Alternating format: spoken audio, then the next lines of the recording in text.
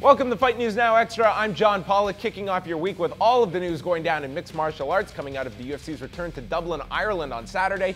In today's news, we'll take a look at the fallout from the show and where some of the key fighters go next, including Norman Parke, Gunnar Nelson, and of course, Conor McGregor.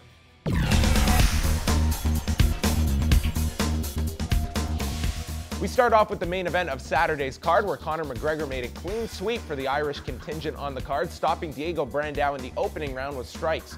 The fight being targeted appears to be with Dustin Poirier for later this year, which McGregor stated is fine by him after Poirier sent out the challenge on Twitter following McGregor's win on Saturday afternoon. Gunnar Nelson was victorious on Saturday with a rear naked choke submission over Zach Cummings in the second round, following a largely uneventful first round. During fight week, Nelson and his coach John Kavanagh had been throwing out Rory McDonald's name as the next welterweight on their hit list, which would inevitably catapult Nelson to the top of the weight class with a victory over. That fight is far from official and could be a few fights away for Nelson.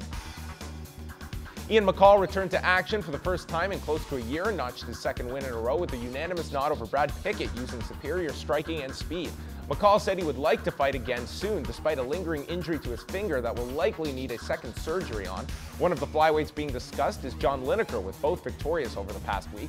Lineker tells MMAJunkie.com he would like to fight McCall, but wants to have a fight and not play hide and seek as he believes McCall did with Pickett. Norman Parke was victorious over Naoyuki Kotani on Saturday with a second-round TKO after overwhelming Kotani with strikes. After the fight, Parke called out Diego Sanchez in his post-fight interview and later stated how he believed Ross Pearson beat Sanchez earlier this year, and that was the main basis behind calling out Sanchez. And those are all of your newsmakers for today. Now we have more of Fight News Now Extra coming up.